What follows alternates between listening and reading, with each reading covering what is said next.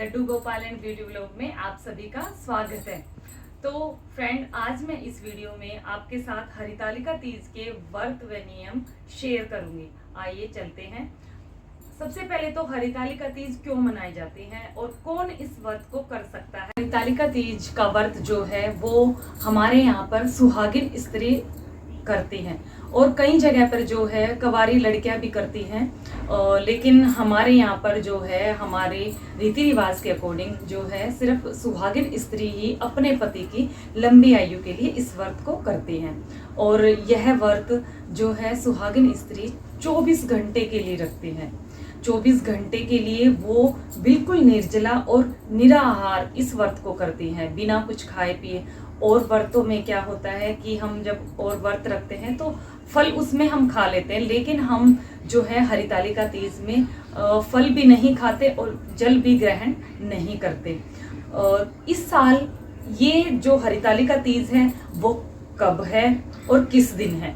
हाँ फ्रेंड, तो इस साल जो है हमारी हरितालिका तीज यानी कि 2022 में हमारी हरितालिका तीज है 30 अगस्त मंगलवार को।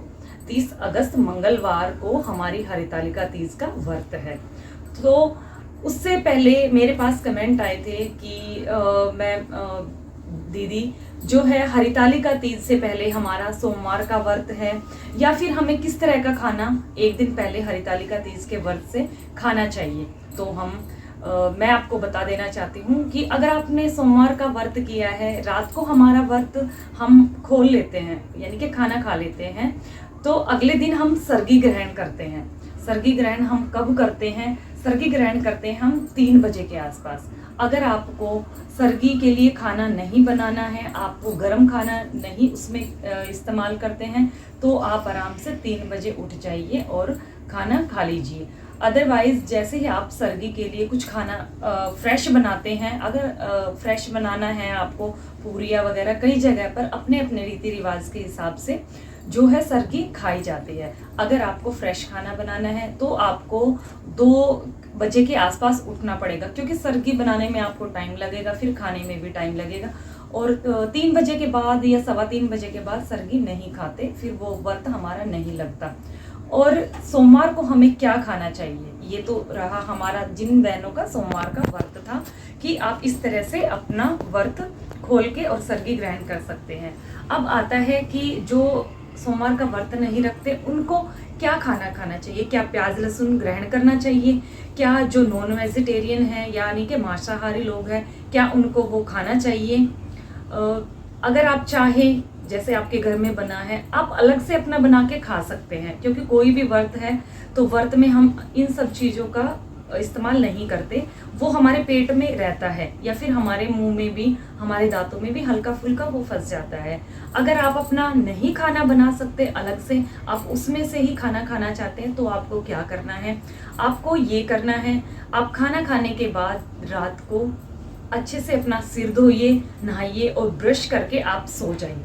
जब भी आपको यानी कि आपको सोने से पहले नहाना है, सिर धोना है और जो है ब्रश अच्छे से ब्रश करनी है और फिर सो जाना है। और जब आप सुबह सर्गी के लिए उठते हैं तो आपको सबसे पहले अच्छे से अपने दांतों में कुल्ला करना है, ब्रश करनी है और उसके बाद ही आपको सर्गी खानी है। क्योंकि कोई भी जो आप इस तरह का खाना खाते हैं जो आपके टीथ वगैरह में रह जाता है, और उस तरह का खाना आप अवॉइड ही करें तो ज़्यादा बेस्ट है।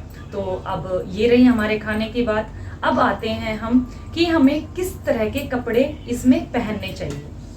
हाँ, तो हमें कपड़े इसमें, जैसे कि हमें पता है ये सुहाग के लिए व्रत रखा जाता है, और जब लड़की की शादी होती है यानी कि दुल्हन जब हम बनते हैं तो कैसे कपड़े पहनते हैं? एकदम डार्क कलर के कपड़े पहनते हैं। और हम किस टाइप से श्रृंगार करते हैं, हमें उसी तरह से आज के दिन सजना होता है।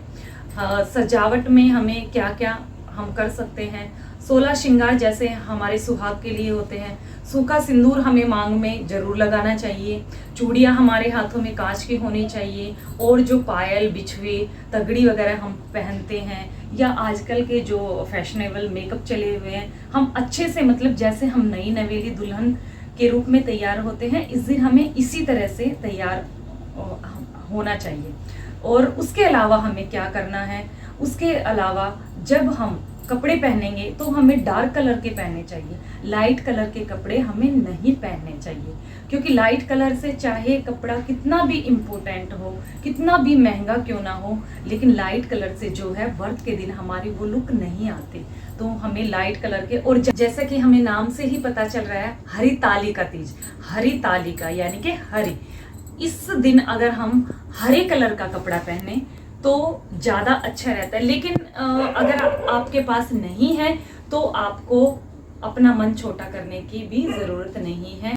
जो भी आपके पास कपड़ा डार्क कलर का घर पे रखा हुआ है आप उसको पहन सकते हैं। हाँ, कई बहनें सोचती हैं कि इस दिन हमें नया कपड़ा ही पहनना है, कोरा कपड़ा ही पहनना है, लेकिन हमारे पास तो है नहीं, तो अब हम क्या करें। नहीं, ऐसा बिल्कुल भी नहीं है।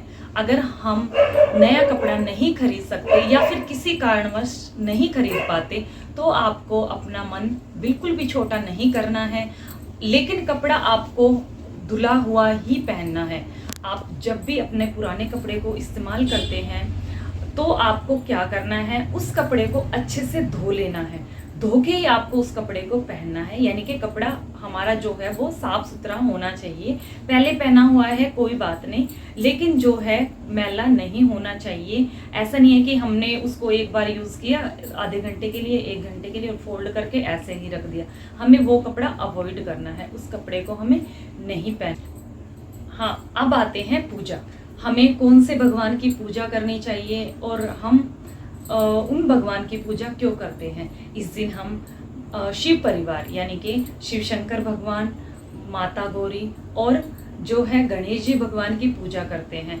हम माता गौरी से ये विनती करते हैं कि हे माता रानी, जिस तरह से आपकी और शंकर भगवान की जोड़ी बनी हुई है उसी तरह से हमारे पतियों के साथ जो है जोड़ी बनाए रखना, हमारे जो है सुहाग को अमर रखना। इस दिन हम यह भगवान से विनती करते हैं। और हमें जो है इस दिन बिल्कुल जो व्रत करना है बिल्कुल शुद्धता के साथ करना है, बिल्कुल अपने मन से करना है और अच्छी तरह से करना है। अब कहानी कैसे सुने, पूजा कैसे करें। कई बहनें क्या करती हैं, कहानी सुनने अपने पड़ोस में जाती है। जाइए, इसमें कोई भी दिक्कत नहीं है। जैसे कथा क्या करते हैं, कई लेडीज़ें, कई बहनें इकट्ठी होके कथा वहाँ पर सुनती हैं, उसमें कोई भी दिक्कत नहीं है। आप जाइए। क्या आपको घर में भी पूजा करनी चाहिए? कई बहनों का ये कमेंट भी आता है। आपको बिल्कुल अपने घर में पूजा करनी है। पहले आप अपने घर में शिव परिवार की, माता गौरी की पूजा कीजिए। फिर आप जैसे दीपक जलाते हैं, जिस तरह से आप पूजा करते हैं उस तरह से विधि विधान से पूजा कीजिए। और उसके बाद आप पड़ोस में कहानी सुनने जाइए। कहने का मतलब यह है कि आपको अपने घर में पूजा जरूर करनी है। और पूजा किस तरह से करनी है, क्या विधि है, क्या विधान है, किस तरह से, कैसे, कौन से भगवान को सबसे पहले पूजना है, इस वीडियो को मैं आपको आगे वाले ब्लॉग में जरूर लेकर आऊँगी। इस कैसे विधि विधान है, कैसे हम पूजा करते हैं, पूजा करने में हमें किस किस सामग्री का इस्तेमाल करना है, ये वीडियो मैं आप अपने नेक्स्ट ब्लॉग में लेके आऊँगी। जब तक सभी को राधे राधे।